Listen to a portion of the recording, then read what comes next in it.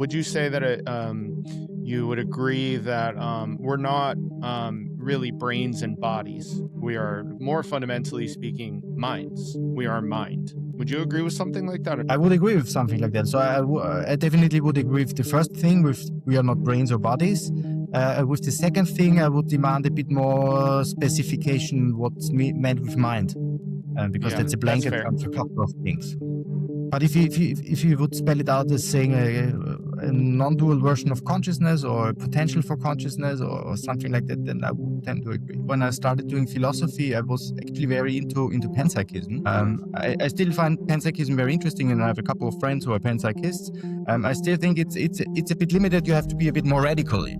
And speaking of radical, of course, that's why one reason I like working with Don. Now, one of the big arguments in panpsychism is actually an argument against emergence. So there's the story about, you have a complex material system and it does something and then somehow you get consciousness. And when I compared the case of consciousness to those things, then I found, that's slightly different actually. And it might not be the best route to approach consciousness. And when I say, or when you say, or when someone says radical, it always means radical relative to something.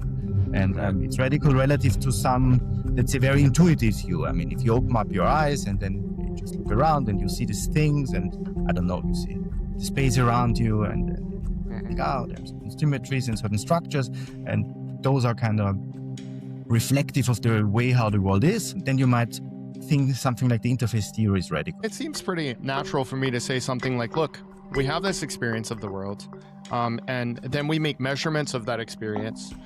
We then plug those measurements into mathematical theories, and then poof, out pops space-time, like to really oversimplify the whole situation.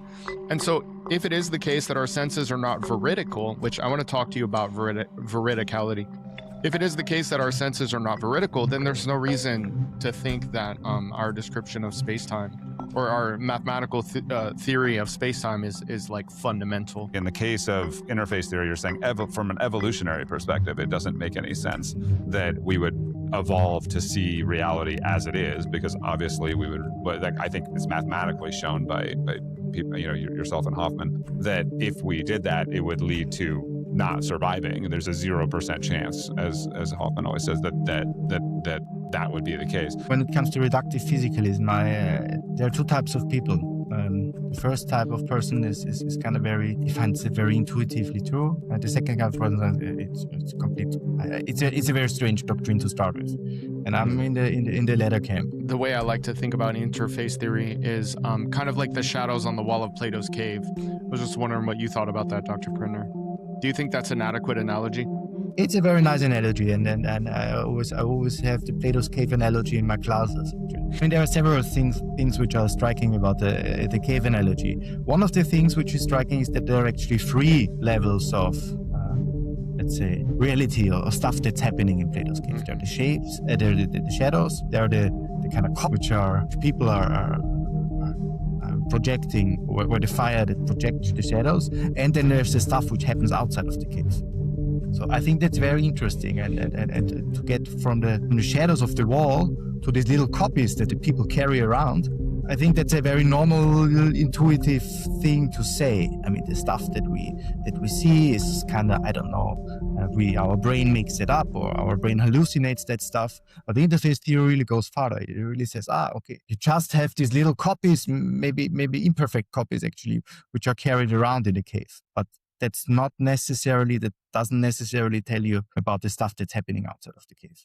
What if everything you see, everything you touch, everything you think is real isn't reality at all? What if your senses aren't showing you the truth, but something more like a user interface? Not the world as it is, but the world as it's been optimized for survival. Because according to evolutionary theory, natural selection doesn't reward truth. It rewards fitness, meaning what you perceive right now isn't objective reality. It's a simplified dashboard designed to keep you alive, not to show you what's actually there. And if that's true, then this gets a lot deeper very quickly, because maybe you are not your brain. Maybe you are not your body. Maybe those are just icons on the screen. Today, I'm joined by Dr. Robert Prentner, a philosopher of mind and cognitive scientist working at the cutting edge of consciousness research, whose work explores one of the most radical ideas in modern science and philosophy, the interface theory of perception, a theory that doesn't just challenge how we see reality, but what reality is.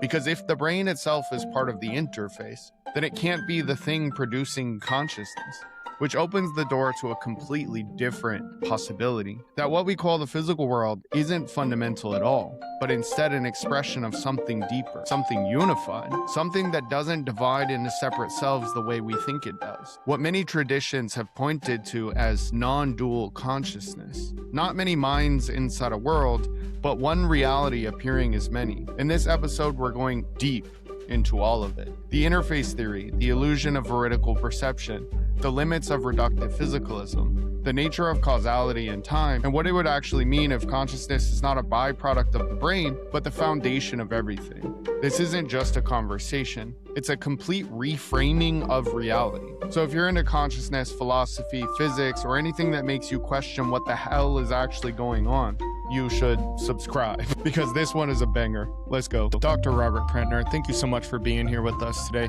Look, I've been really looking forward to this interview. I've watched like all your podcasts that or episodes that you've done on YouTube in preparation for this. And so I just want to say like, thanks for being here.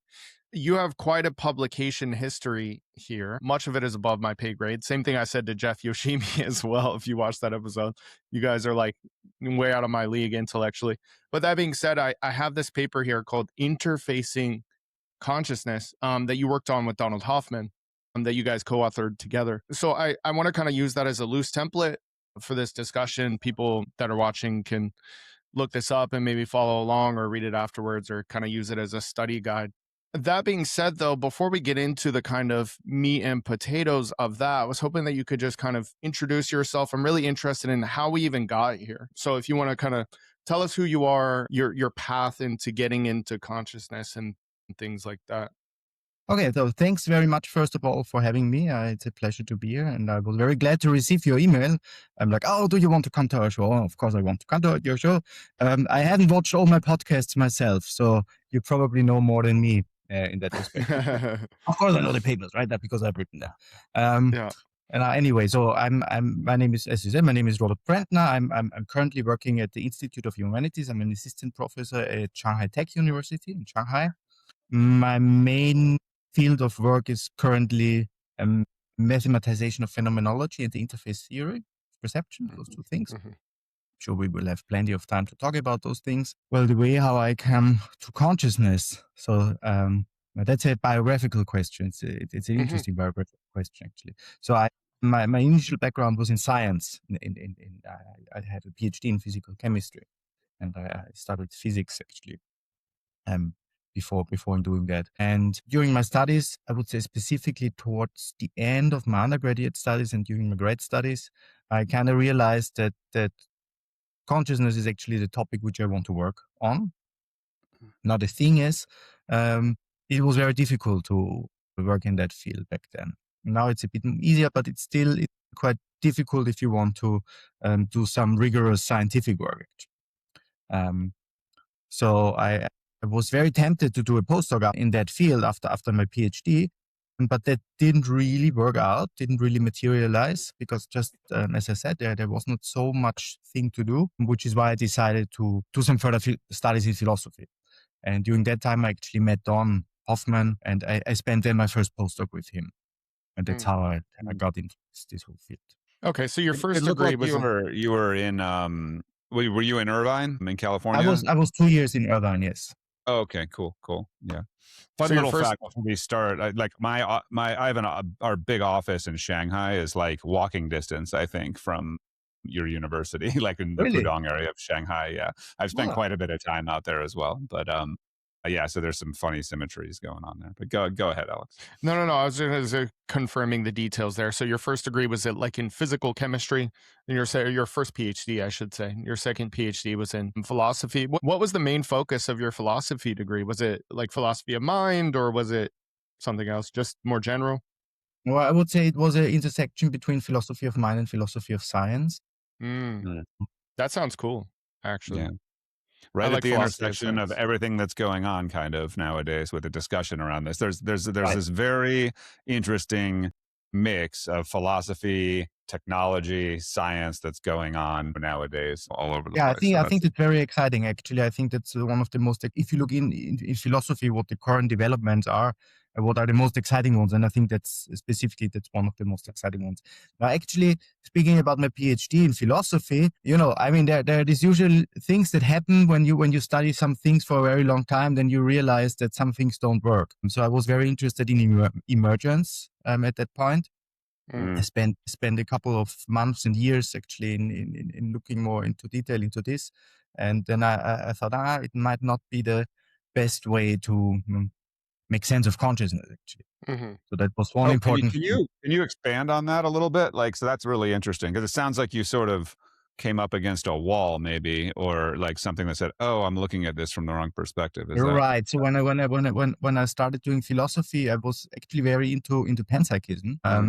I still find panpsychism very interesting, and I have a couple of friends who are panpsychists. I still think it's a bit limited. You have to be a bit more radical.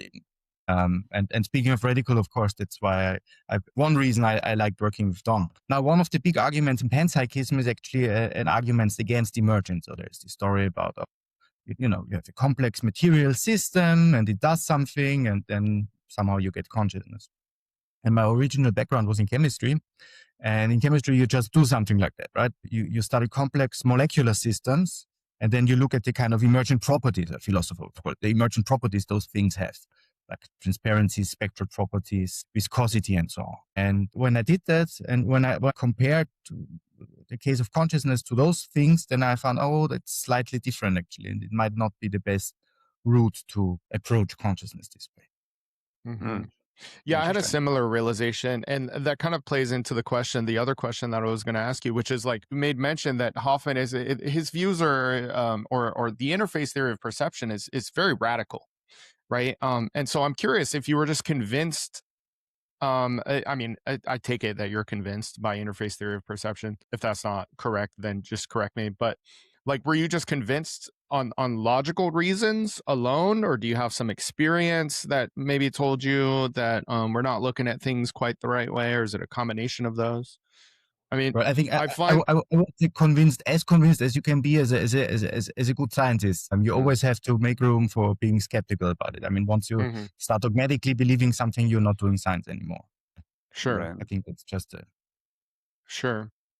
Okay, well, this is what I want to do. I want to try to get into the real meat and potatoes of interface theory of perception and the conscious agent theory. I want to try to go Mhm. through it like somewhat rigorously. Like we don't, you know what I mean? I don't want to torture our audience at the same time, but I definitely want to figure out what it's trying to say, what these two things are trying Mm. to say, and how you're trying to stitch them together, especially in this paper, Interfacing Consciousness. But more importantly, like why we should take these things to be true. How are we justified, and how how does it affect the future of thinking about consciousness, or explaining this reality in a sense. And then from there, I just want to try to bring it down to earth. So maybe we could just start with like, can you explain what even is the interface theory of Mm. perception? But actually, before I do that, there is an important preface to the interface theory, and it's more methodological comment actually, and I think that's really important to clarify at this point. Mm, As you said, and that's the impression that most people rightly have, the interface theory proposes something which is quite radical in the end. But if you just start with the interface theory, and if you just look at it, there are two kind of starting points of the interface theory, and those are far from radical. Those are very, let's say, mainstream majority views. I would say majority views, and it's the computational theory of mind, and it's the theory of evolution by selection, evolution mm, by natural selection. mhm, And you can just hold those two theories, and I think if you do that, and everyone can do that. I mean, you don't need to be interested in, I don't know, mystical stuff. I'm interested in that stuff. I'm interested in consciousness, of course, but you don't need to be, right? mhm, Yeah. You just can be what don't call the hard-nosed scientist, where you just stick to these two kind of majority views, and then you get to mhm, the interface theory. So it's really, even though the consequences are quite radical, and of course one can debate whether those consequences are really entailed by interface theory. But let's put that aside for a moment. I think you can just do it. It might have radical consequences, but the starting point is very conventional. Actually, it's a kind of position that just following our best science would lead you to.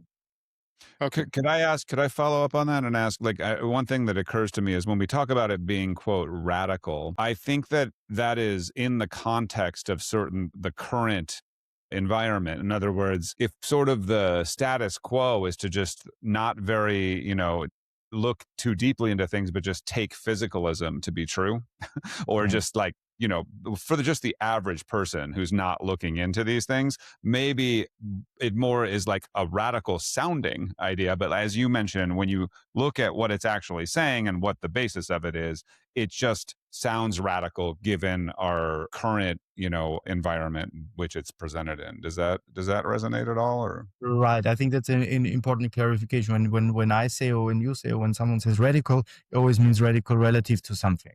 And it's radical relative to some, let's say, very intuitive view. I mean, if you open up your eyes and then you just look around and you see these things, and, I don't know, you see the space around you, and then you think, oh, there are certain symmetries and certain structures, and those are kind of reflective of the way how the world is. Then you might think something like the interface theory is radical. So maybe I actually should very briefly tell what it actually is before we discuss this point. Please. So the interface theory of perception basically says that our perceptions evolved to be biologically useful. It means to enable an organism to do certain kinds of actions.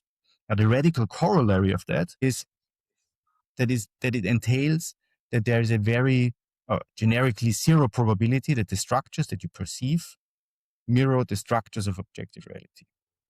And that's the radical consequence. I always say, that's the consequence of the theory. That's not the basic assumption of the theory. That's not baked into the theory. That's what comes out. So if I'm understanding you correctly, the basic assumptions are that evolutionary game theory is true and that mind exists. And from that, you can kind of build this picture that perception developed evolutionarily to hide the truth in favor of survivability. Right. So even things like, I've heard Hoffman say things like space-time is doomed. Right. So do you agree that like space-time is not fundamental and that interface theory of perception kind of tells us that? Is that kind of the picture you're trying to paint there? Yeah, I would say the interface theory of perception strongly suggests that what we perceive as space is not true, under quotation marks, where true just means veridical in the sense that it mirrors some objective structure. Now, the question is whether you can extrapolate from that to space-time as such. And I think actually that's a reasonable thing to do, but a lot of people would disagree. And there's one easy way out, so to speak, to make that move, to say, okay, there's a difference between space and time as we perceive it and space and time as it really is. So if you make this distinction, then you might try to argue that even though the interface theory sheds some doubt on this veridicality claim with respect to space as we perceive it, there might still be a space-time as physicists describe. Now, of course, then you could argue that might not be a very non-contradictory view in the end. If you look historically how we came to space-time, go ahead.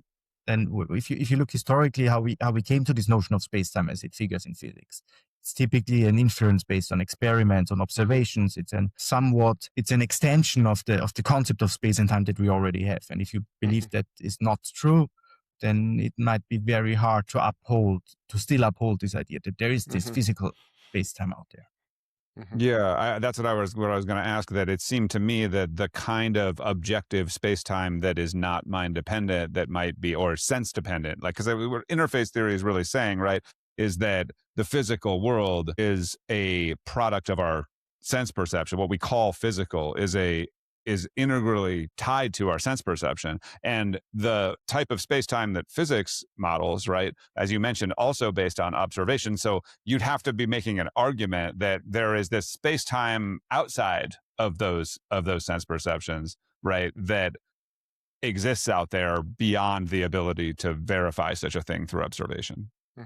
Right. You have to get to this concept of a as you said, a sense or consciousness independent notion of space-time and a purely objective notion of space-time that physicists are talking about. And then you might ask, well, how do they actually come, or how do they arrive at such a notion? And then they would say, we do this kind of intersubjectively accessible, experimental, whatever process. And then you might be a bit skeptical that that's actually really feasible in the end. Understood. Yeah. So, I mean, it seems pretty natural for me to say something like, look, we have this experience of the world, and then we make measurements of that experience. We then plug those measurements into mathematical theories, and then poof, out pops space-time, like to really oversimplify the whole situation. And so if it is the case that our senses are not veridical, which I want to talk to you about veridicality. If it is the case that our senses are not veridical, then there's no reason to think that our description of space-time or our mathematical theory of space-time is like fundamental. It seems natural to me. It makes a lot of sense. But my question about veridicality is this. What do you say to the people that are like, well, if our senses weren't veridical at all, it wouldn't be survival? It's some sort of a false dichotomy in the interface theory. It's not really that veridicality is in opposition to survivability. Well, that's a common strategy, objection strategy to the interface theory, that you kind of, you slightly tinker with this, what veridicality actually means, and then you say, well, it's basically the same as survivability, and so everything is veridical, right? I think that's a bit of a cheat. Now, if you look at the interface theory, and so we done it with in a paper that Chetan Prakash actually authored, Fact, Fiction, and Fitness. What the interface theory basically says, and that's the starting point of the theory, that what counts is fitness. We model that as fitness function evolutionary game theory, but of course you could have an argument whether that's a good model or not. I think it's the best model that we currently have, but of course there's still room for argument. But if you accept that, then you would say, okay, so the interface theory basically tells us our perceptions are tuned to these fitness functions. And then it becomes about the fitness functions. And it says, okay, so if you want to argue for a standard notion of veridicality, then you would have to argue that those fitness functions are independent of the organism. And that strikes me as a very absurd claim. Okay. Oh, go ahead, Sash. I was going to say, Kastrup points at two things when he's talking about this, one of which is interface theory of perception. And the other one, I think, is, I'm not sure if it's Carl Friston's work or somebody's work regarding thermodynamics and like the impossibility of if we were to see the world as it actually is, or see reality as it actually is, that our internal entropy would be infinite, and like this wouldn't be possible to maintain our structural integrity. Are you familiar with that sort of parallel theory or parallel work that is kind of saying the same thing, that it doesn't make any sense? Like in the case of interface theory, you're saying from an evolutionary perspective, it doesn't make any sense that we would evolve to see reality as it is, because obviously we would, but like, I think it's mathematically shown by people, yourself and Hoffman, that if we did that, it would lead to not surviving. There's a 0% chance, as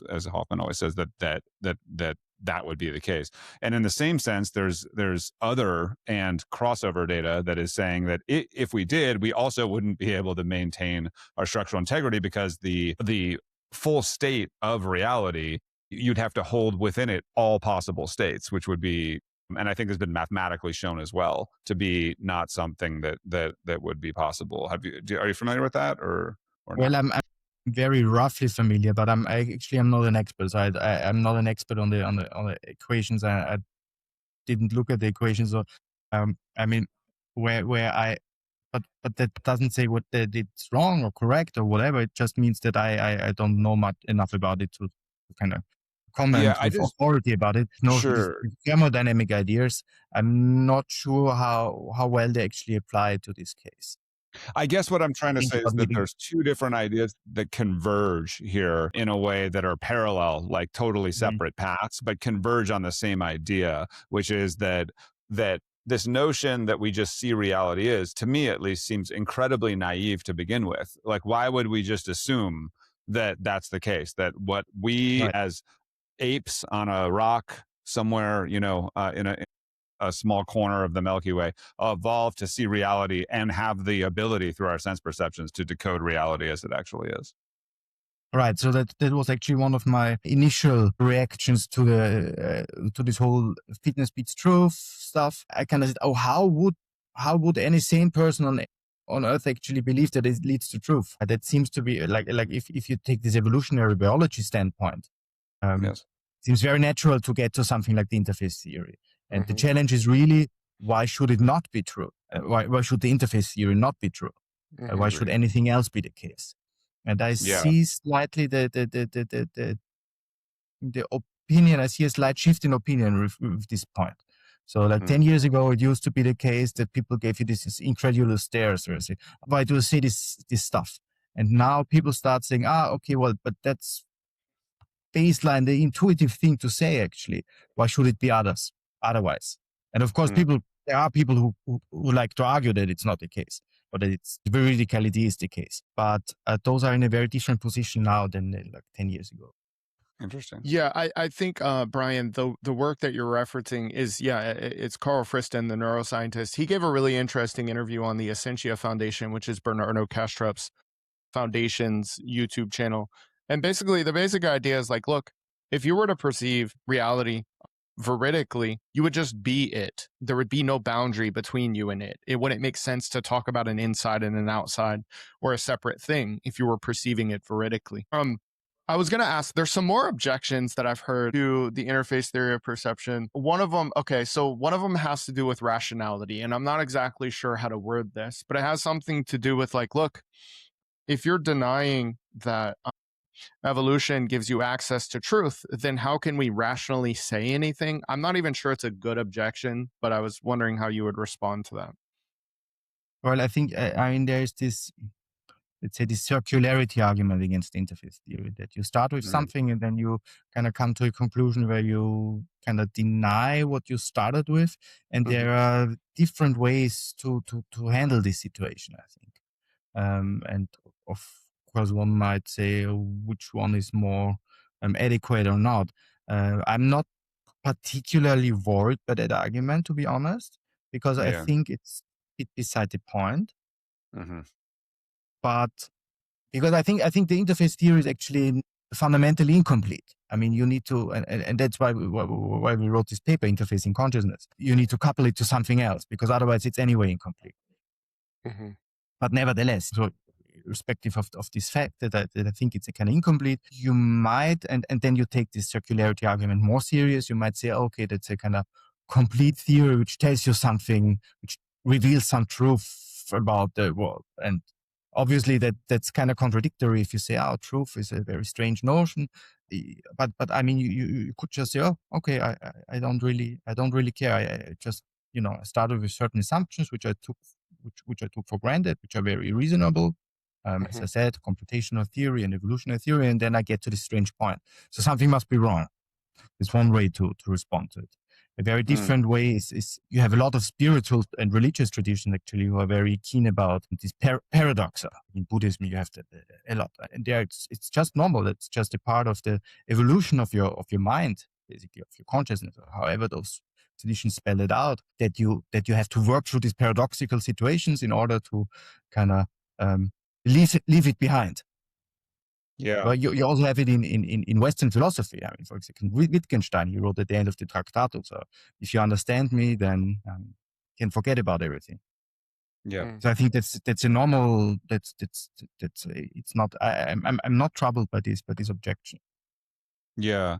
I think that probably the objection is something like the theory of evolution was use the interface to come up with the theory, and now you're using the theory of evolution to Right. basically say something along those lines. But I think that this is taking it's sort of like taking an analogy too far or something, or it misses the point, I think.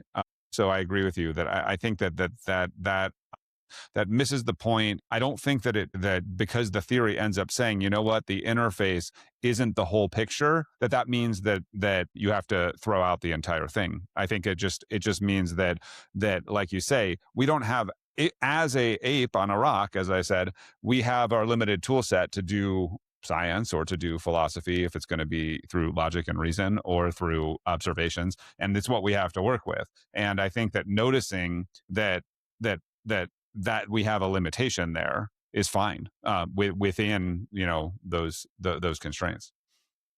Yes, so I'm usually to be a bit more kind to this objection, which I don't find is very good. There is something to it in the sense that if you believe that if you want to get to a larger theory, which the interface theory is consistent with, you better make sure that, well, actually consistency is the case. And second of all, that some of these ingredients that you put in the interface theory, namely an evolutionary process, comes out of this theory. I think that's a reasonable request. Yeah, to steel man it, sure. Well, and I heard you talk about that in a different episode on someone else's show, that what we call evolution, we could just describe as an expression of some deeper underlying structure. So it's not that we immediately lose that just because we're denying that the interface reveals reality veridically. We can talk about what we're calling evolution through the interface as being an expression of something deeper, right? Right. I mean, that's already hinting, I would say, in the consciousness thing. Just to make it very concrete, one example that you need, and you don't even need to go as far as evolution, but you need at least the notion of time, of directed time, because otherwise things doesn't start. But I would say that this idea of time that we have, temporal structure, that's a good example of an interface structure, and it's not existing on some deeper level, if you want to call it that way. But then you have to make sure to somehow be able to reconstruct it or to get it out. Just to get really paradoxical, without space-time, can we still have any notion of causality?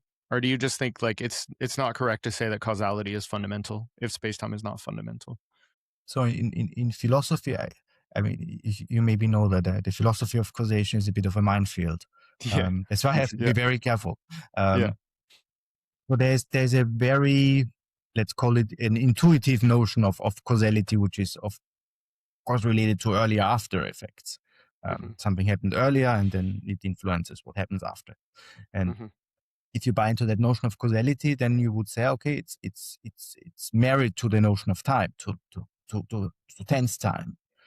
You might not even have it in physics, in physics proper, because physical equations, they don't have this notion of tense time. So it's questionable what's the notion of causality, and it's a big topic in the philosophy of causality and the philosophy of physics. And I'm not 100%. I'm not overqualified to say something here, but I just know that there is already a lot of discussion about this part. So even if you don't go into this perceived radicality directions with consciousness, you might already have a lot of puzzles in the more conventional philosophical pictures when it comes to causality. Sure. So it's a very difficult question, I think. Yeah, sure. I appreciate that answer. Okay, so look, maybe to kind of really solidify this interface theory of perception, speaking of things that are occurring with the interface, in one of your paragraphs here, you talk about how the consensus, currently the scientific consensus about consciousness, is that it's like the function or the output of information processing. And it's like very clear to me after looking at your work, Hoffman's work, idealism in general, that is a perceptual artifact. When we talk about information, I don't think information is a stuff that exists out there. I think that's just kind of how we're interpreting whatever reality is in and of itself. It seems like you're expressing in the paper that you don't think it makes sense to say that consciousness is the result of information processing either, right? No, because I think that information is actually defined relative to consciousness. Yeah. And then I don't think that it makes sense to say that consciousness is the outcome of information. Yeah, sure. So like, I think that's a very simple argument. I mean, of course, there's a more, let's say, more out there story which I like to tell. I mean, you're probably familiar with this "Eat from Bit" slogan, which is due to John Wheeler. Sure.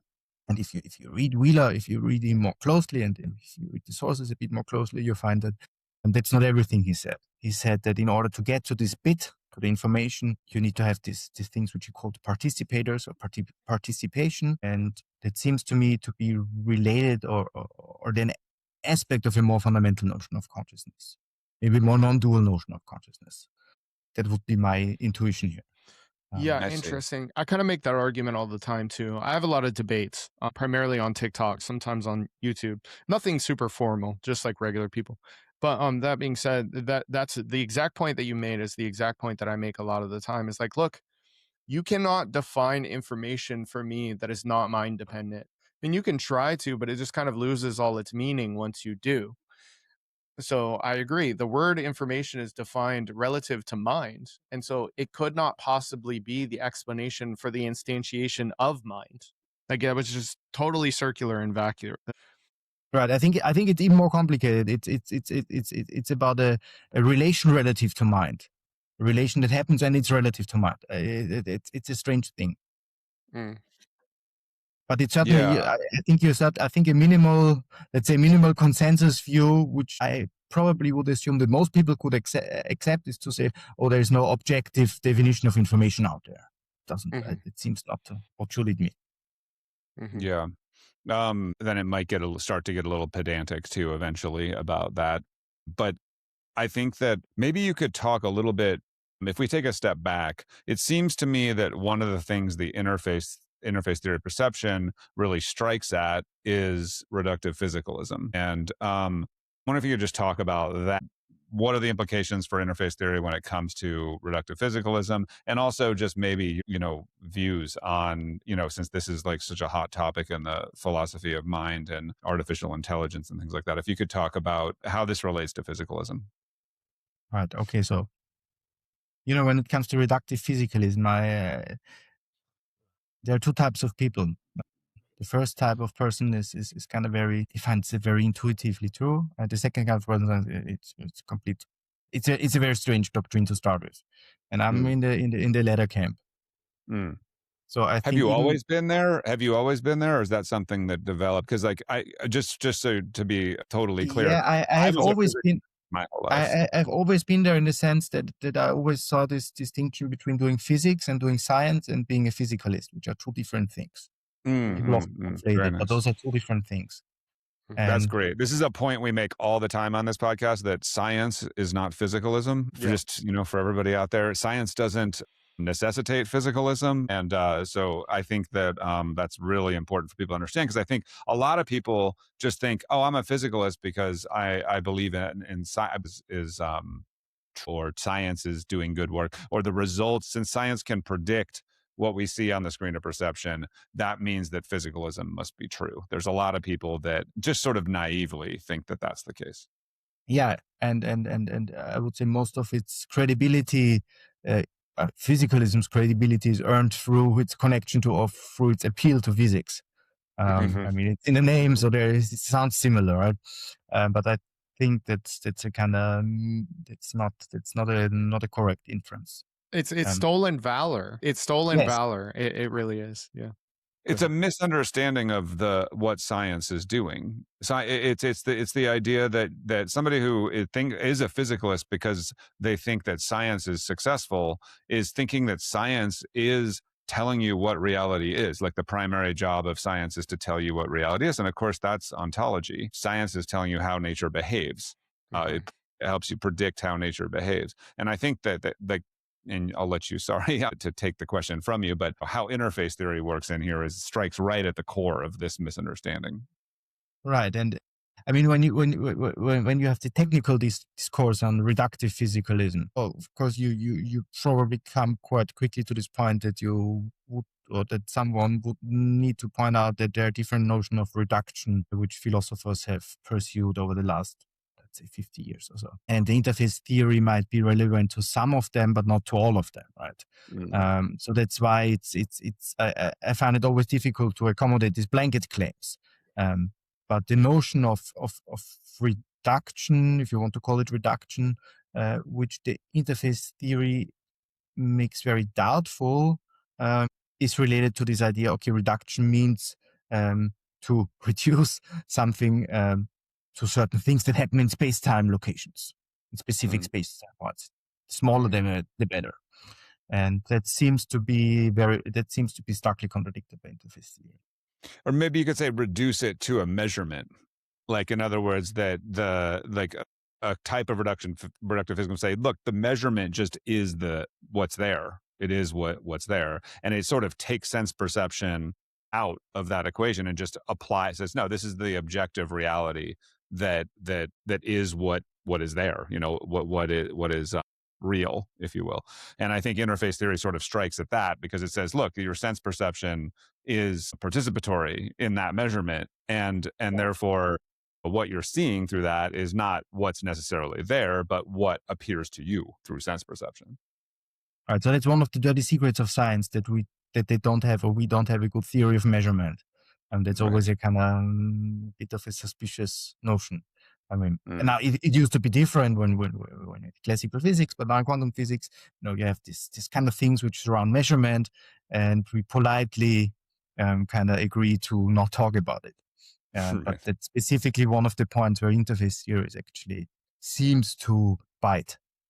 Right. As you wrongly said, I mean, we don't have a very good notion of measurement, irrespective of what's called sense perception, or irrespective of an information processing system. Yeah, The way I think... like to... Go ahead, Alex. I was just going to say, the way I like to think about interface theory is kind of like the shadows on the wall of Plato's cave. I was just wondering what you thought about that, Dr. Prentner. Do you think that's an adequate analogy? I mean, it's obviously very abstract, but... It's a very nice analogy, and I always have the Plato's cave analogy in my classes, actually. Nice.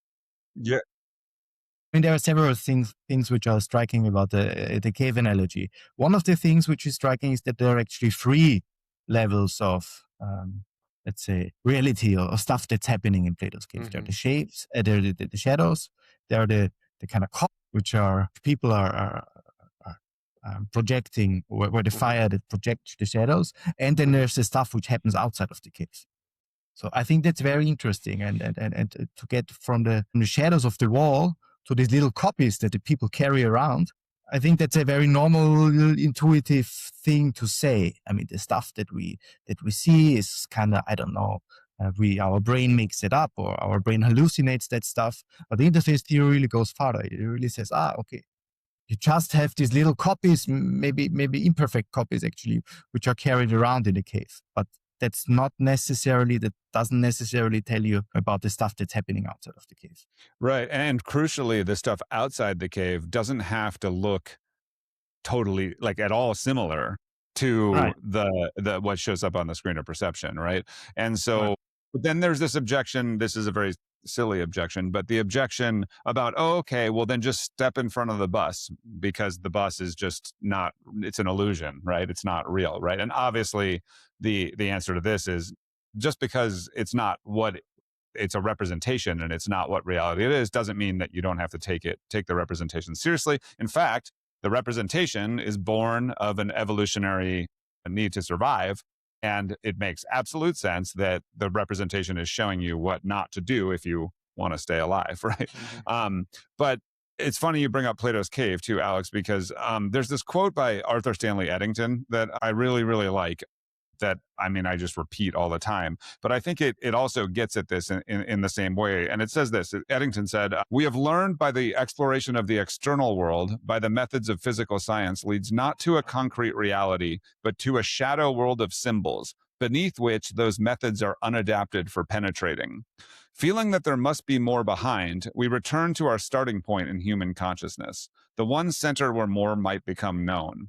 There we find other stirrings, other revelations than those conditioned by the world of symbols. Physics most strongly insists that its methods do not penetrate behind the symbolism.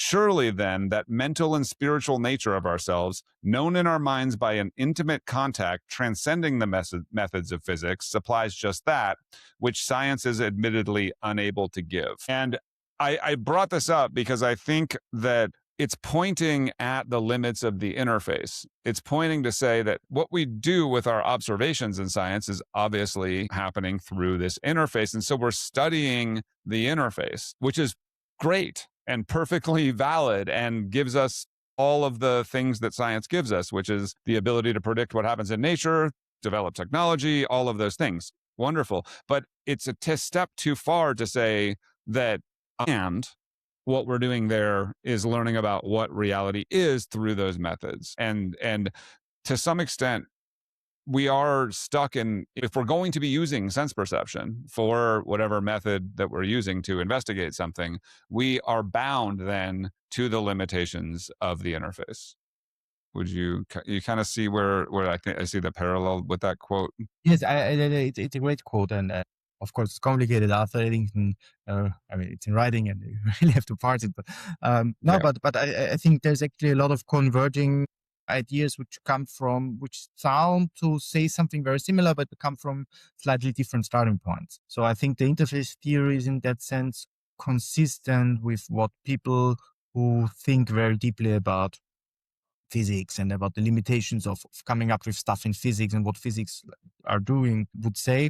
It's also very similar to what philosophers, actually Kant, for example, said in around 1800. He said, okay, you shouldn't confuse appearance and for reality, for the noumenon. There are tons of other people who say something which is very similar.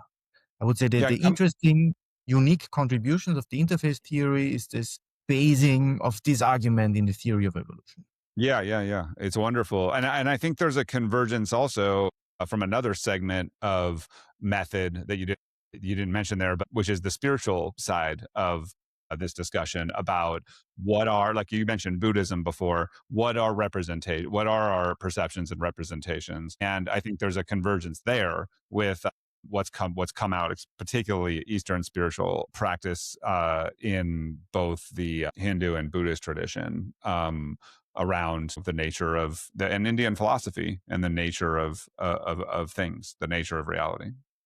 Oh, definitely there is. I mean, I think one mistake that we Westerners typically make is that we kind of homogenize too much that's happening here, and there's so many different schools. But you're perfectly right to point out that there are many schools who actually seem to resonate with those, to say something very similar. So there's clearly a similarity or a resonance between lots of Eastern spiritual traditions and what the interface theory, for example, says. Right. I often feel we've gotten a little bit in the West unbalanced because to some degree the success of science, which is totally understandable because it looks like, okay, well, we basically figured it out. Like we're able to actually make these predictions and develop all this technology, and that sort of that mistake of, well, that must mean we actually know what's there has sort of been taken on as just, well, of course, science is so successful, so therefore physicalism is probably true. And then we get to the problem of mind, right?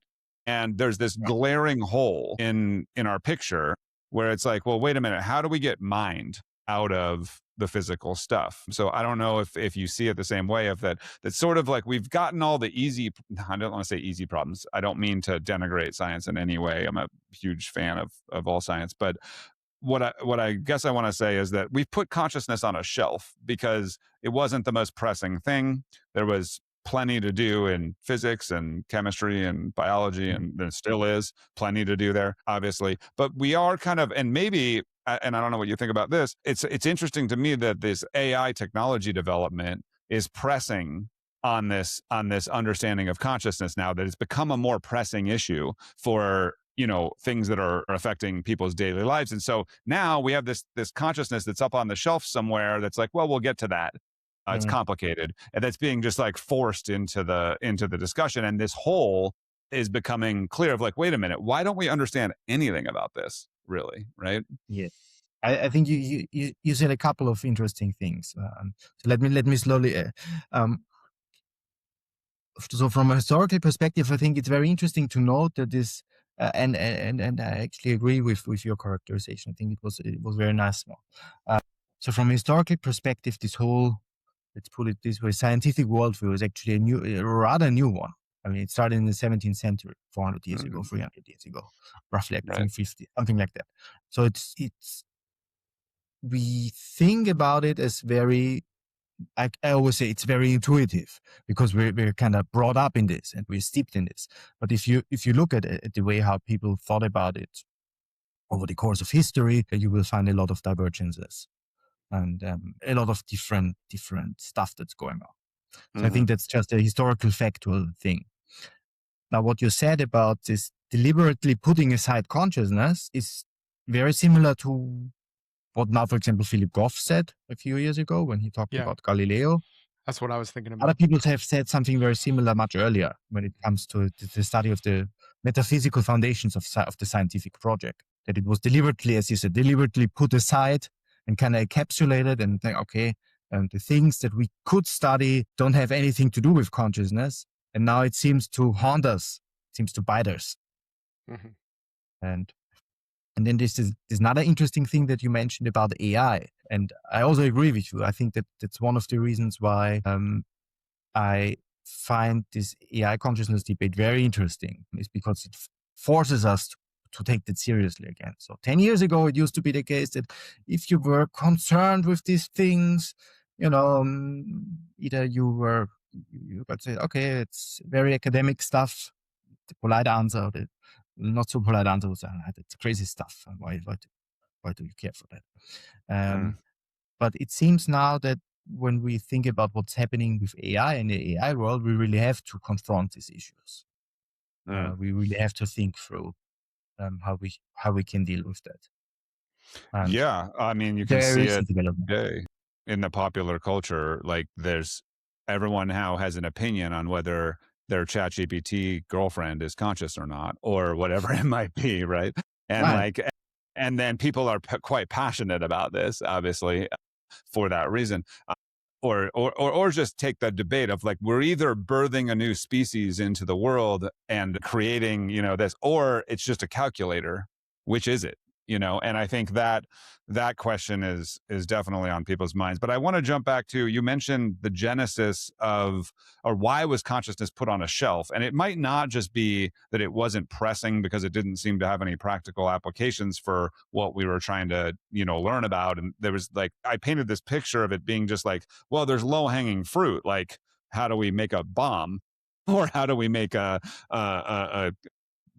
car, or whatever. And so let's get to that, and we can worry about all this mind stuff later. But there's also a little bit more of a historical perspective, which I think you're mentioning, in that there was motivation for, at the beginnings of the development of science and the scientific method, to not trespass upon the domain of mind, because that was and Bernardo would make this point, that was the domain of the church. And if you want to transgress upon that in those days, you were, maybe taking your life in your hands there. And so I think that there was almost an intentional to be like, look, we're just focusing, if you go way back, on God's creation. We're decoding what God created here, the physical world.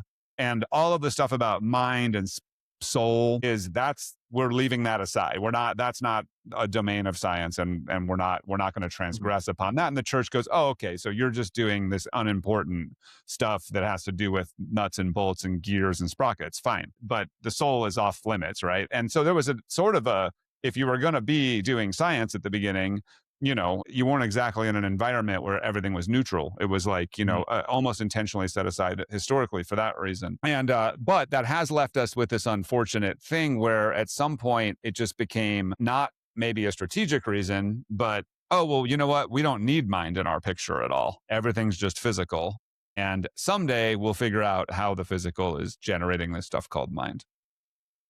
Yes. So I think there are two things to say. First of all, you're right that I would say sociological reality to things that you had to kind of be careful when you sold your project, not to transgress, as you put it. And you see that actually in Galileo already when he talks about the metaphor that he uses, the book of nature. It was the book of nature, and then there was the book of God dictated by God, and the Bible, the Holy Scripture.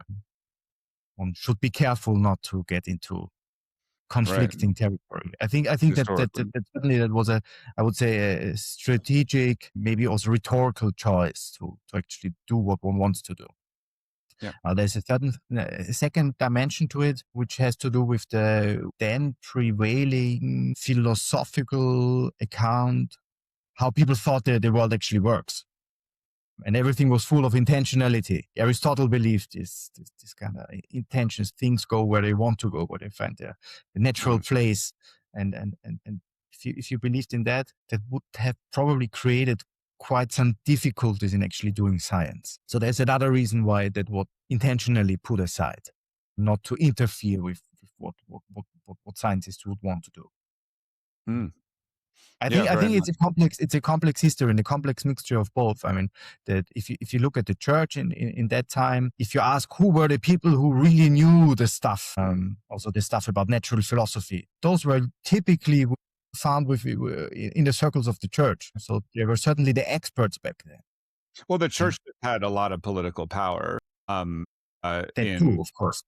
yeah, and so that this makes complete sense. And we're talking about something that's very difficult, which is it's one thing to have a revolution in science. I have Thomas Kuhn's book back here somewhere about fundamentals of revolutions in science and talking about paradigm shifts. It's a whole nother ball of wax to have a paradigm shift in ontology, in what we think the nature of the world is, right? That is a very rare thing and a very difficult thing. And there was one, though, not complete, of course, but going from a more, you mentioned it's like physicalism is new, sort of. Like it's not something that historically people thought. Everyone had some sort of transcendent view of some kind or religious view of some kind. And then to go to physicalism is quite new. The success of science, like I mentioned, the results kind of helped push that into the common culture of, well, this is so successful. It seems to be naively, like you say, that this must be because physicalism is true. And then it has all that weight behind it. And I see a parallel today where physicalism is sort of the current prevailing view, let's say, in certain circles at least. And, in Galileo's day, it was theism or substance dualism of some sort. And there's this idea of, the clergy not needing to look in Galileo's telescope because they already know what's in the heavens, right?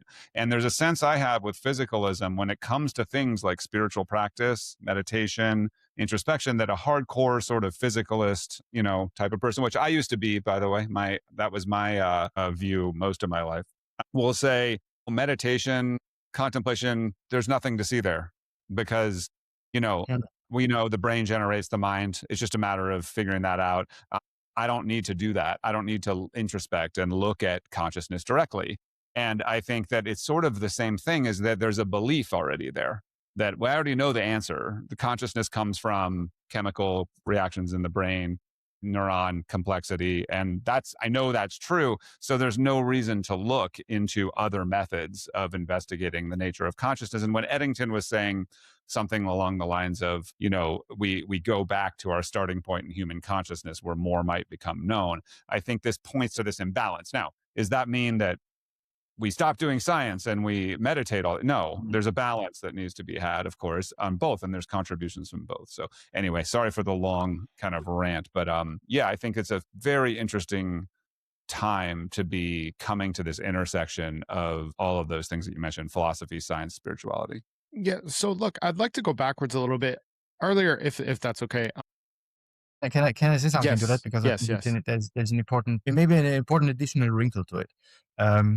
So when church authorities said they don't need to look through a telescope, then it's often construed as because they already know what's happening, and that, of course, it sounds very dogmatic, and it's very easy to kind of dismiss it as being overly dogmatic. But I think there was the bigger problem actually.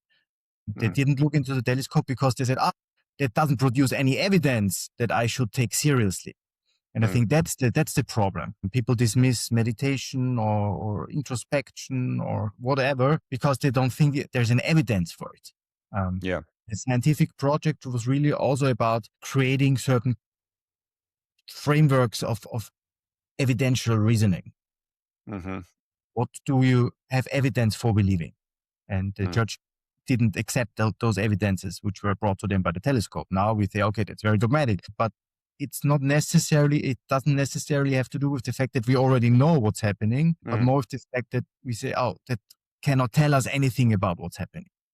And I think that's what I mean there by they already know, like that there couldn't possibly be any new information coming from that. And I get the same thing if I'm talking to a physicalist, right? That's like just thinks that, that's telling me meditation is navel gazing. It's a waste of time. It has that same kind of energy of there's nothing to see there.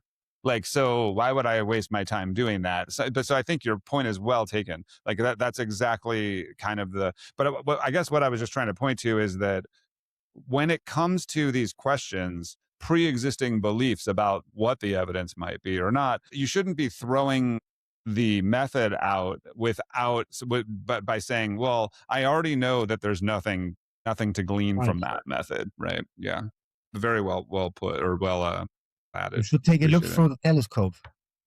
Yeah, take a look, see what you see. I often say, because of course, yeah, can you give third person verified, the type of thing that we would do in science where we need objective evidence, meaning that we use our sense perception? Am I asking you to look at consciousness with your sense perception? Of course not.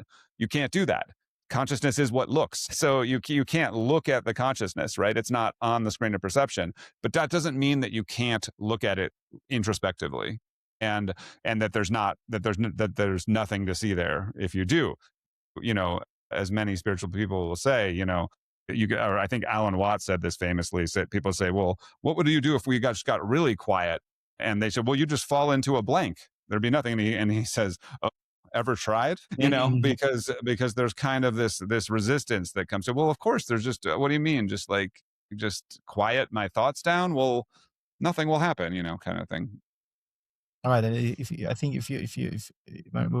thinking about methods, if you have something like a recipe, do this and look into your consciousness or whatever, and you tell it to a lot of people, and they all do it, and they all find something very similar, then that's already hinting at something. Oh, there is something going on there. And there might be some intersubjective method which is lurking here. Sure. Okay, so go ahead, Alex. Yeah, sure. So I wanted to go backwards a little bit, but I also want to get into like conscious realism and the mathematization of phenomenology, which you're working in. But before we go there, you brought up Immanuel Kant earlier. Mhm. And so this is kind of a two-part question. And so the first part of the question is, do you regard interface theory of perception as a scientific theory? Or is it more along the lines of philosophy, or is there kind of somewhere in between? Because I've heard people dismiss it. Oh, it's just like a philosophical thing. Like, we don't have to take that seriously. But and then so the second part of that question is, if you do think it is a scientific theory, I suppose it depends on how you define science. But if you do think it is a scientific theory, would you say that it gives support to a Kantian view, scientific support to a Kantian view? Yes. I mean, of course, the philosophical answer, you already said it. The philosophical answer is, it depends on how you define things. But irrespective of this here, I actually think that the interface theory comes to a very similar conclusion, says very similar things as Kant did, but the argument is not, in Kant you had a transcendental argument, it's about the conditions of getting knowledge, but the argument in the interface theory is based on evolutionary game theory. So it has a very different starting point, and it has if you like to use that term, it has a much more scientific starting point. So I think there is a scientific core to the interface theory of perception.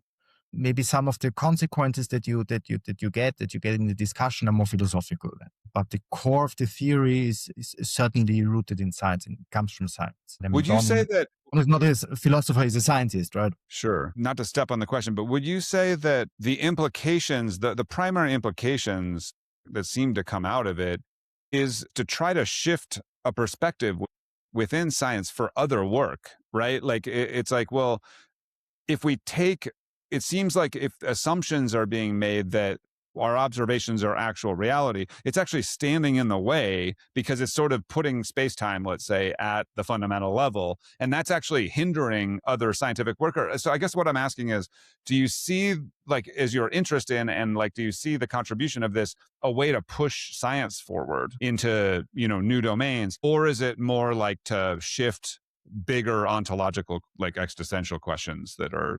philosophical, or both? Well, it's difficult to answer both, I would say, but you're perfectly right in this idea of viewing the interface theory of a way of pointing the scientists to a, let's say, philosophical assumption, which they always make and which do not realize that it's assumption.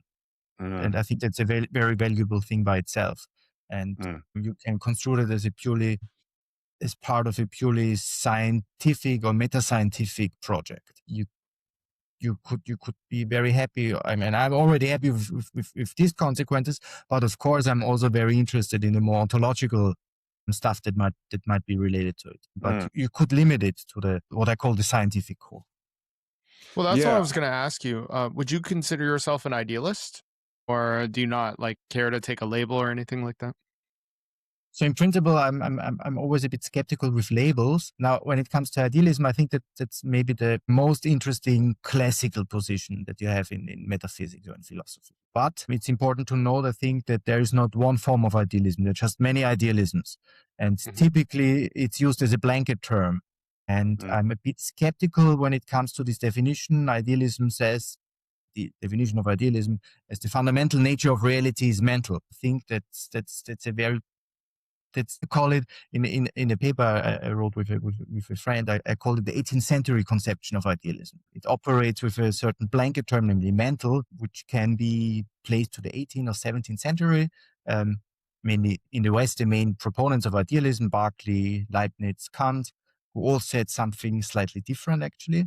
Now, if you want to make a classification of that, then you would introduce that label, and that happened much later. Yeah, we generally, when we refer to it, we're talking about Kastrup's analytic idealism, which I don't know how familiar you are with that or not, or to some extent to tie that back more historically to Schopenhauer, and then also non-dual philosophy in the Indian tradition, and to some extent in the Buddhist tradition, a little bit, although the Buddhists tend to have a 1,000-year or more fight with the Hindus about whether or not they're talking about the same thing. I think that if you listen to Swami Sarvapriyananda or somebody like that, he'll be like, look, it's an argument about how we say it.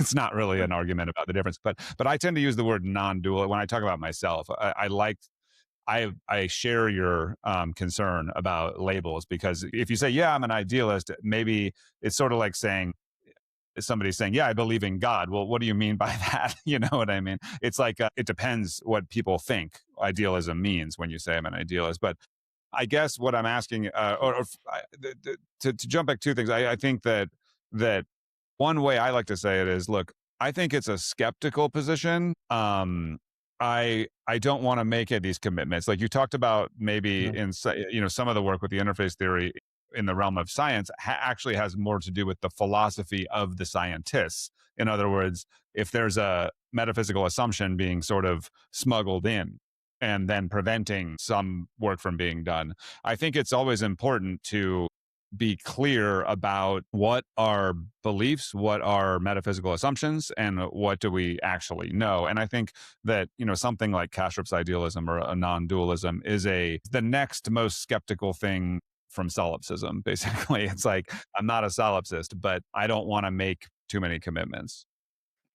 Yeah, so speaking about labels, I like actually the non-dualist label quite a lot, because it seems to me very consistent with what the interface theory actually says. Hmm. Interface theory would say, oh, this idea of making this distinction between outside and inside, or whatever you want to call it, that seems to be a distinction, or that seems to be an interface thing. Yes. Um, so if you want to look beyond that, you would necessarily get to some non-dual position. So Yeah. that's The why world I is kind of Maya. like this characterization quite a lot. Yeah. Yeah. Yeah. Yeah. Interesting. So you would probably put yourself. I mean, I like. Uh, I mean, I think there's a very interesting discussion going on. You can look at someone even in the popular culture side. There's somebody named I don't know if you're familiar with or not, Alex O'Connor, who's Mhm. a kind of prominent, young guy from the UK that was a prominent atheist that was, just out there kind of doing the new atheism, physicalism thing for a while. But he's been having a lot of conversations lately where you can tell even his own view. He sort of realized, we don't maybe have the answer here yet. Reductive physicalism seems probably like not it. And therefore, Mm. then, what is going on? Do you feel that there's a overall how do I want to put it? People talk about the meaning crisis, or like something going on in the culture where we're starting to question some fundamental things. Do you feel like there's sort of, a bit of a shift going on where these kind of questions are becoming, something more and more people are wrestling with? Yes, definitely. I think there's a big shift going on, and I think it's a very exciting shift that's going on, and it's an exciting time. So if you look a bit historically at it, around the early 20th century, idealism was actually a very I'm not sure whether one should characterize it as the mainstream view, but it was one very widely held view. Very influential people held that view, actually.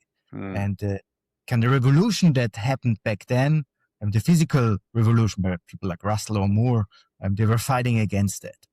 So I would say the early decades of the 20th century were quite interesting in a sense that there was a lot of pluralism going on in philosophy. Now, after the Second World War, it got a bit more streamlined, and people started to get physicalists throughout. And now there's a new shift, and it's in some sense it's very similar to the shift that happened. Now there's a kind of revolve against this physicalist picture, and I think that's a very healthy thing, and philosophically that's very exciting because the decades or the years that follow or that during this time are usually very exciting. And there are a lot of interesting, cool ideas. Cool. So I definitely would agree that there is something going on right now. Okay. A meaning crisis, however you want to call it. I think that's adequate to say so. Yeah. Okay. So we've talked about interface theory a whole bunch, and it seems like, look, in this paper again, interfacing consciousness. By the way, I'm going to link all this down below. It seems like you want to say something like, look, interface theory tells us at least the way we perceive space-time is not fundamental. If it's not the case that space-time itself, or as such, as you said earlier, is not fundamental or not ultimately existing, I guess. But that you try to put that in combination with what you call conscious realism or the conscious agent theory. So maybe you can kind of give us an idea of what we're talking about here. It seems like you're trying to bootstrap space-time back from a network of conscious agents, right?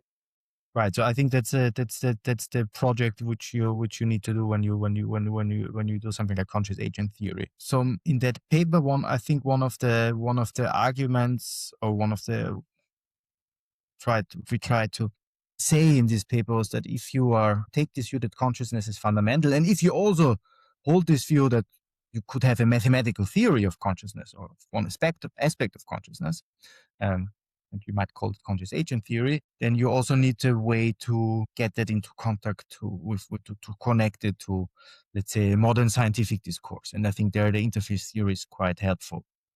And there were 3 targets in that paper: space and time, information. We already talked about information, and embodiment or embodied stuff.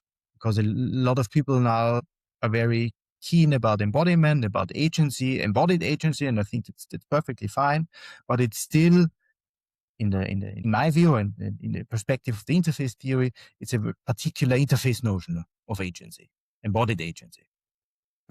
And so I think those 2 things align naturally. As I said in the very beginning of our conversation, you could hold the interface theory and try to couple it to something else, maybe to illusionism or I don't know what. Of course, I'm not doing that, but you could try to do it.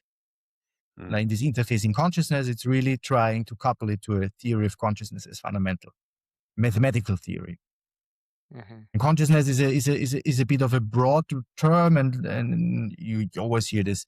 Lots of people use it in a different way and in a different sense.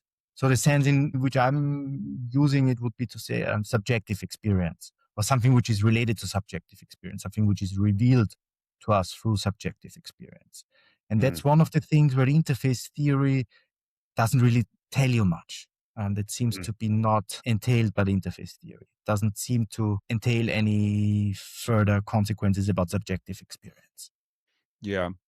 I think this strikes at the heart of then just all of the discourse around this term we use, consciousness, right? And so much confusion that can reign about this, because I think people mean different things. Like you just defined it as subjective experience, presumably meaning something quite simple, like experience of any kind, or, some phenomenal consciousness, right? Whereas somebody else might be talking about consciousness and what they mean is self-awareness, or awareness of being a self, or something like that. And then these 2 people start talking to each other using the same word, and they just talk completely over one another. The conversation doesn't make any sense.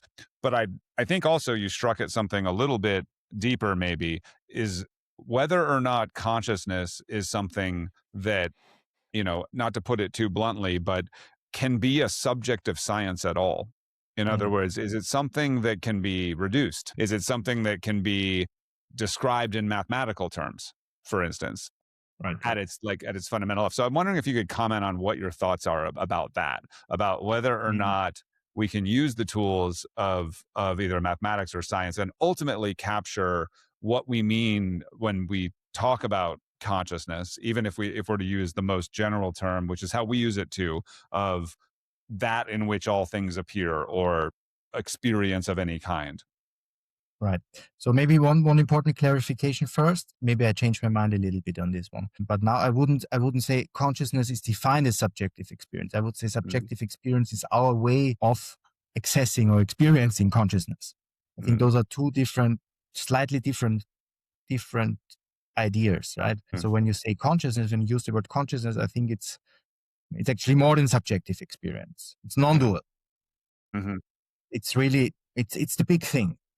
It's like the potential for experience, even, right? Or right. like Exactly. That's a very good phrasing, and we had a very similar phrasing of that. There is a paper in 2023, Fusions of Consciousness, that was written first authored by Don, and I'm also a co-author on that paper. And I think we put it somewhere in the paper. There's an interpretation of the conscious agent formula. Maybe if you no, without going through all of the mathematics now, there is something which is called the measurable space, which is defined on a certain set, and then there are certain structures. And an interesting interpretation we gave to that construction was to say, the set is the potential for experience, and then we need to have another structure, which is the sigma algebra structure, which is defined on that set, which gives it's called a conceptual representation of that space, or they bring the potential to actuality or something like that. And I would keep those two nuances a bit separate.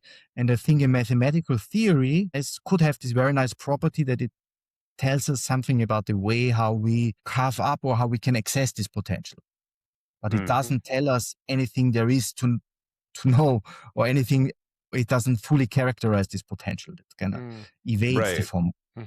Exactly. So I think like what you're saying there is, look, we can get to a level above that, the fundamental level, especially if we're going to be saying, if you think consciousness is fundamental, what it means to be fundamental is that it can't be reduced into things less fundamental than it, right? And so I think that what you're pointing to, or you correct me if I'm wrong, but it sounds like, is that, look, we have conscious agents which are derived from, let's say, like a non-dual, a monad of consciousness, which is undescribable in mathematical language or description, right? It's only accessed by direct being or something like that. It's not something that you can get a perspective on, that you say, well, I'm here to describe this thing separate from it because it's non-dual. But regardless, you can get to a level up from there, a relative level up from there, that is still more fundamental than space-time, and is, represented by conscious agents. And my understanding of Don Hoffman's work and your work is that what you're trying to do is show that you can go from something that starts with a conscious agent and ends up booting up space-time mathematically from there. Is that about right? Yes, I think that's a very charitable interpretation of what we do. I would agree, actually. So one of the criticisms that things like conscious agent theory sometimes faces would be to say, we try to mathematize the unmathematizable. It reduces consciousness to this mathematical structure. And that's actually not the case, I think, in conscious agent theory. It's a bit more refined. It's a very basic description of maybe the most fundamental way how we can access this element of, I don't know, however you want to call it, being or presence or pure consciousness or whatever. And I think that's the way I would. Yeah, I kind of have a very basic rule of thumb, which is that science describes how nature behaves on the screen of perception. I think I might have got that from Bernardo Kastrup or something. But it does not describe what things are, right? It describes what things do, and not just what things do, but what things do, how it appears to us. So it seems like you're kind of admitting that, like, look, conscious agent theory is no exception to that rule. We're just kind of describing the dynamics of what we can perceive from our perspective, but it's not exhaustive. It's not a full encapsulation of consciousness. All of reality. Yeah, Right. like the theory of everything or something. But it's still valuable in the sense that, one, it points to a deeper structure underneath space-time, which is taken to be fundamental in many circles now. And then also, it's sort of like what I would call, in the spiritual side of things, we call it a pointer, meaning that you're referencing something that you can't, you admit you can't fully describe. Like, just like in spiritual circles, be like, look, this description I'm giving you of what the nature of consciousness, that's not it. That's not the thing. That the thing is experiential, but I can try to describe it and point to it. And I think that, and I heard Rupert Spira talking to Don Hoffman about this, that there's a very, very important usefulness of creating this kind of pointer. And in our culture, where mathematical language is the only thing that will be accepted, Don will always say, my brilliant colleagues and friends shouldn't accept anything I'm saying unless I can formally, show it. I think is the value of that. It is to say, hey, look, like, some of these ideas that have only been talked about in flowery spiritual language, there can be some formality here that points to a deeper truth. I don't know what you think about that. Yeah, I actually like it. I mean, this pointer metaphor is, of course, a very nice one, and Don uses it a lot himself. So I'm actually quite happy about it. So I think you asked me previously about idealism, and I gave a somewhat yes/no answer. Right? I said I think it's the most interesting traditional philosophical picture, but there is some room for differentiation. And I think one thing which I wouldn't want to end up, or which an impression which I think I don't want to give, or which I think conscious agent theory shouldn't give, would be to a theory that tries to objectify consciousness, puts consciousness in as a kind of, I don't know, objective entity of the theory, and then it works from there. And I think that's really not the aim of the theory. The metaphor of pointing to something is actually a very nice one. I would have to think a little bit about this, but that seems to resonate quite well with what the theory is actually about. That's interesting. So, I mean, I always thought that the real value, that the fundamental thing here is to show that mathematically that space-time is not fundamental, or shouldn't. We can get it from something deeper, and mathematically formally show this and break that kind of logjam that you talked about before, of some assumptions that are coming in that can prevent people, because what assumptions don't usually, it doesn't necessarily cause you to one of the big problems with assumptions is it causes you to just not maybe do some work that could be done because your assumption is in the way, and saying, well, there's nothing to see with that work. There's no reason to look into X, Y, or Z because this assumption is there. And I think that it really, maybe, I always saw it as really focused on pushing back against space-time as fundamental physicalist view of reality, and opening up the path then for more. Yes, so that's certainly I would say that's certainly a big part of the overall project. What you said is the story about space and time. I think it's not exhaustive. It's not just, and it's maybe a common confusion, because a lot of people say, oh, space-time is not a fundamental entity, so we should construct a theory which is more fundamental. That's all fine and nice. But I think conscious agent theory is more than that. It's not limited to that. Could you go into that a little more? So, like, what in what way? Well, it just in the very way we talked about. I mean, it's really about getting this pointer.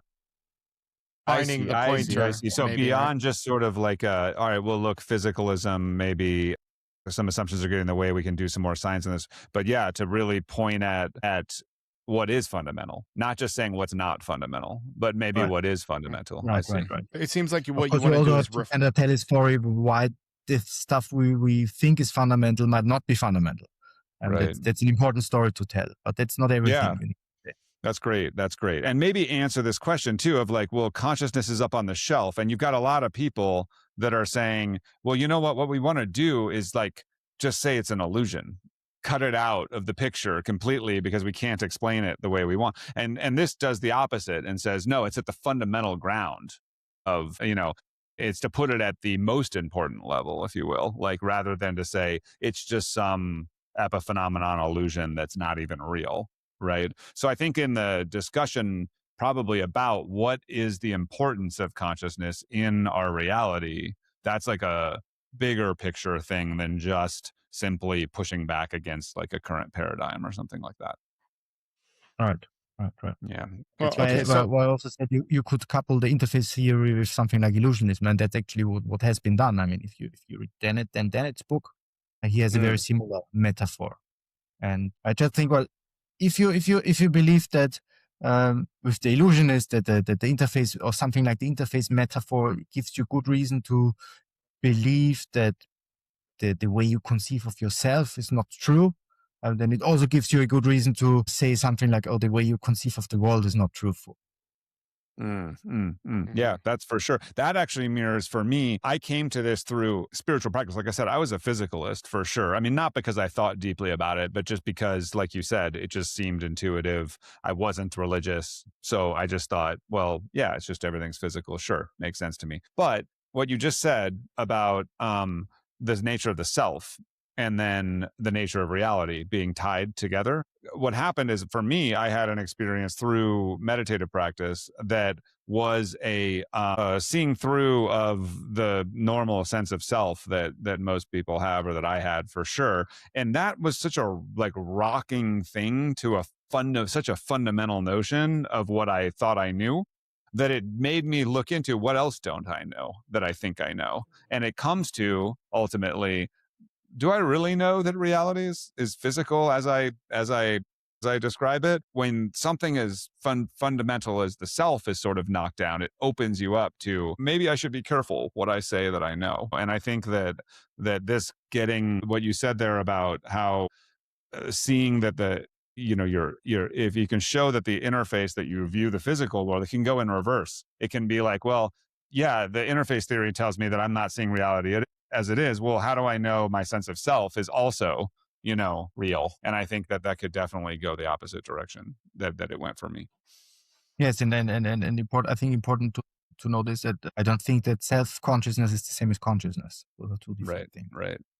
Right. So we can talk about the self being an illusion, but then talking about consciousness itself being an illusion is a more problematic, I think, thing to discuss. Because now you're saying, well, what does this illusion appear to?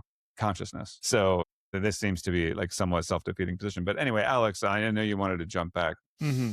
Yeah, I wanted to ask a couple more, like maybe technical questions, and then we've spent a lot of time in the abstract and the philosophical. Maybe we can take a second to kind of bring it down to earth for like the normal person on why any of this should matter to anybody. But I guess my main question is like, what even is a conscious agent in the context of conscious agent theory?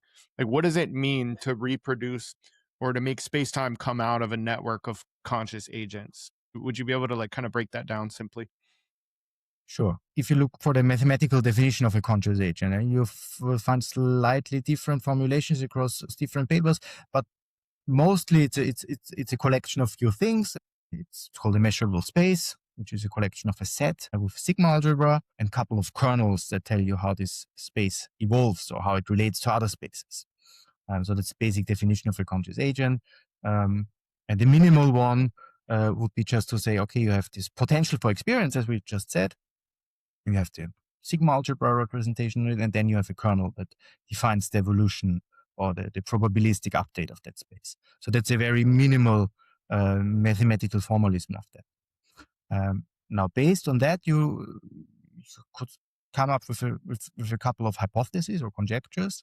The first one would be about consciousness, namely to say that any property of consciousness can be represented by a system or by a network of those agents. That's the statement about consciousness. So if you have this basic assumptions about consciousness, the potential for having an experience and its conceptual representation, kind of probabilistic description, how it all hangs together, then this hypothesis would tell you, okay, and then any other notions which are related to consciousness can be recovered from that. So, for example, what we just talked about, the idea of a self, and it's a particular configuration of conscious agents or particular form of network that you could have. And then could, okay, if a system instantiates that network, then it would be conceive of itself as a self. It would be self-conscious. Now, there's another hypothesis that you can make. You could say, the physical structures or quantities, or at least the way how physics appears to a conscious agent, could be modeled also by networks of conscious agents. That's maybe the more exotic, exciting claim, where you say, okay, space-time, you could recover, for example, space-time from such a network of conscious agents. So those are the two claims. You have conscious agent theory, which is a mathematical theory of something very fundamental, potential and the way how you realize those potentials, which could ground a lot of different things, both in physics as well as in like higher notions of consciousness, like self-consciousness. Cool. Okay. I'm curious on what you think the implications are of all this work on how we understand ourselves, or what we understand ourselves to even be. Would you say that you would agree that we're not really brains and bodies? We are, more fundamentally speaking, minds. We are mind. Would you agree with something like that or no? I would agree with something like that. So I definitely would agree with the first thing, with we are not brains or bodies. With the second thing, I would demand a bit more specification what's meant with mind, because Yeah, that's a that's blanket fair. term for a couple of things. Sure. Um, Sure. I was just kind of using it colloquially. I don't, yeah, that's a fair. but if you would spell it out as saying a non-dual version of consciousness or a potential for consciousness or something like that, then I would tend to agree. Mm-hmm. Yeah, I think that is what I mean. Yeah, the potential for any experience whatsoever. Um, okay. But I feel like, I'm really interested in this work. Obviously, Brian is as well. Obviously, you're the one doing the work. But for somebody who's not like into this at all, like, why should I think anything you said is true? Like, I know that's a really broad question, but I just mean like, it seems very, we kind of brought this up earlier, extreme when juxtaposed against a sort of naive physicalist view, or maybe not naive, but very intuitive physicalist view. I don't use naive pejoratively there. I just mean like it seems to be the case until looked at under a microscope, I think. I guess I'm just wondering on why anybody should take any of this seriously. Do you think that it has immediate implications on the way people move around the world, or on their psychology, or anything like that? Well, definitely. Of course, motivation is a very personal question, and then different people have different motivations to do different things. But I think one of the I would say one of the big overarching motivations, which is non-scientific, would be to say to find a place or find a way how to deal with certain things, which I think you cannot, or only no, which I think you cannot deal under a physicalist worldview. So, for example, we talked about this meaning crisis previously. What if you want to lead a more meaningful existence, or if you think that the goal of humanity should be a more meaningful shared existence, then I think something like conscious agent theory or something else maybe, but I would stick with that theory, is a good way to ground it. Coming at this from the spiritual side of things, I think that it's a lot of people might say, oh, this is this weird topic you guys are talking about. Like Alex is sort of getting at like this weird technical topic. But I think that we're striking at the most fundamental questions people have. What is the nature of the self? What is the nature of reality? These are not minor concerns for people. And in the spiritual traditions, that are the serious spiritual practitioners that are focused on this are focused on it because of psychological well-being, of suffering, of issues of existential, fear and anxiety and all of these things. But I think that the importance of this is I think, like I was talking about before, the balance that I was talking about. It's if you get too far to one side of the scale and we sort of take our science and say this is all there is. Like, this is our one and only tool. Then if all you have is a hammer, everything looks like a nail. And that'll be including mental well-being or broader societal implications. And we say, well, we just apply the hammer, and what ends up happening is if the hammer is not the right tool, then applying the hammer to the wrong object causes suffering. And I think like it's a huge topic. It's not, you can get into the details and say, well, we're just talking about some interface theory of perception, but it's the radical implication that it has reverberates like all the way down, kind of, I think. And so, at least from my perspective, the reason I'm interested in your work and really happy you came on to talk to us today is just that it can speak to people who are approaching this. Rupert Spira initially pointed me to Bernardo Kastrup because he says, look, if you're like a STEM kind of, engineering, you need to hear everything from a mathematical point of view. This is your guy. Like, don't listen to me. Like, I'm going to be talking about Rumi poetry and stuff. Like, you just like Bernardo will put this in an analytic philosophy. And I think in the same sense, your work and along with, Donald Hoffman coming at this from a scientific perspective, like what can we say about mind and consciousness? Yes, so I like it very much. I mean, of course, this you put the fundamental, what you call the fundamental question: what is the world, what is the self, and so on. And someone could easily dismiss it, saying, I don't really care for these fundamental questions. I just care for more practical questions. But then the interesting counter argument to that would be, well, but you certainly care for your own suffering or for your own personal development. Getting clear on these fundamental questions might actually contribute a lot to that. Yeah. At least if you follow this spiritual tradition. The Buddha would agree with you for sure on that. Yeah.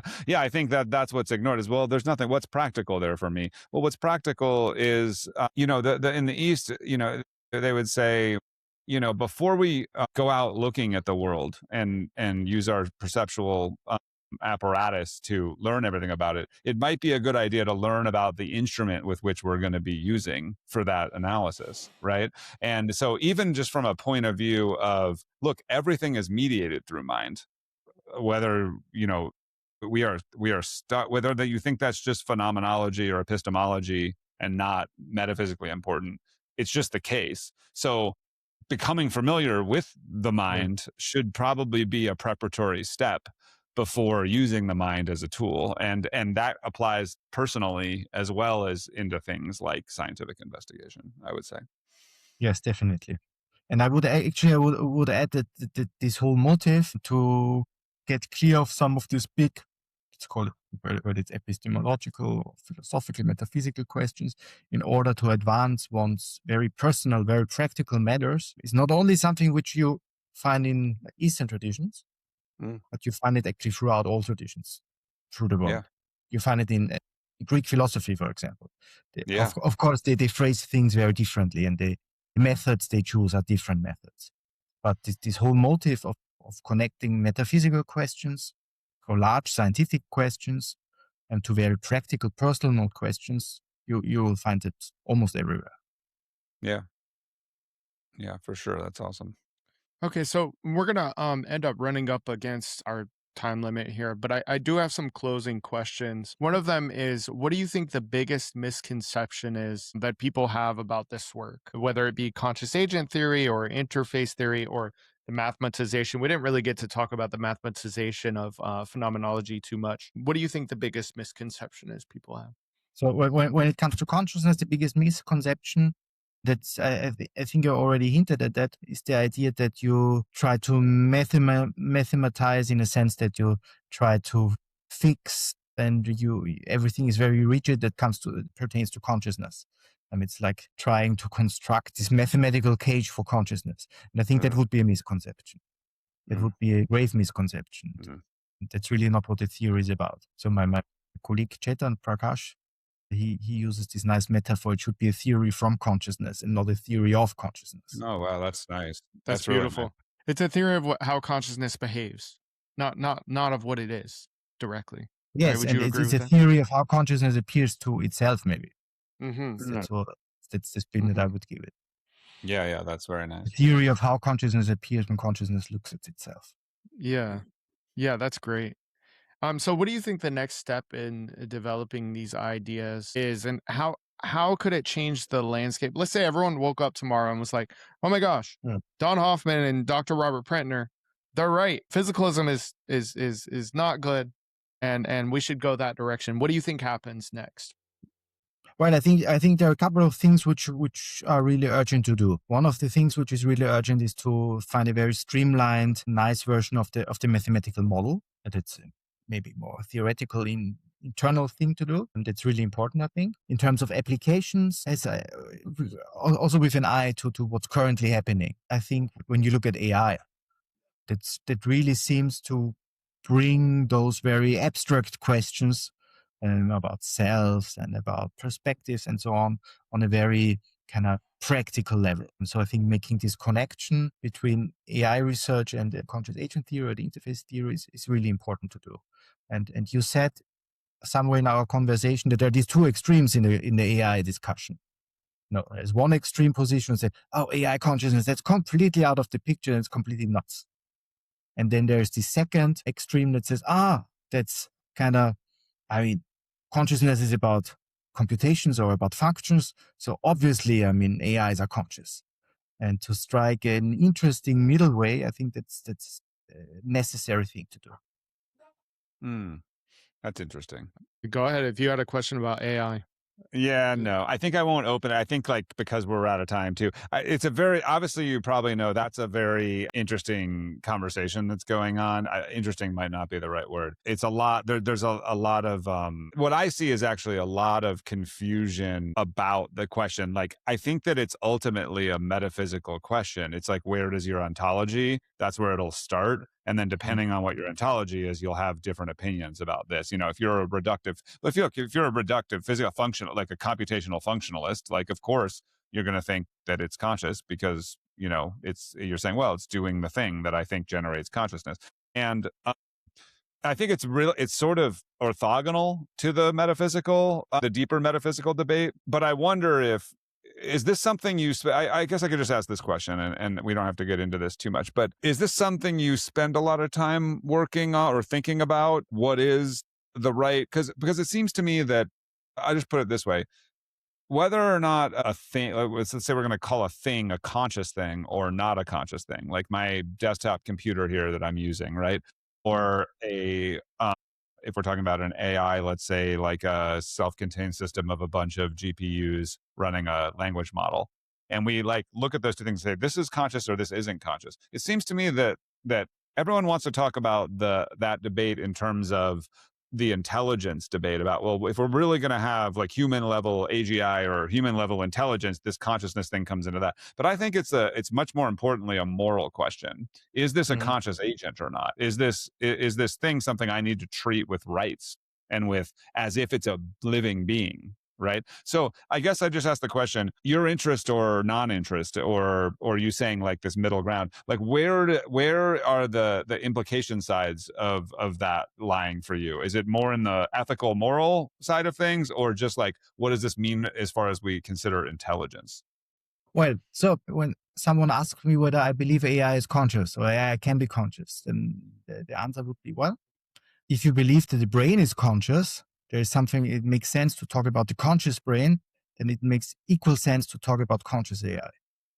If you think that the brain is just an interface of something deeper, that's what I think, you would say the top level, you would say the goal of AI research, if you're into AI consciousness research, would be to construct an interface into consciousness. So the AI by itself is not conscious, but my brain by itself is also not conscious.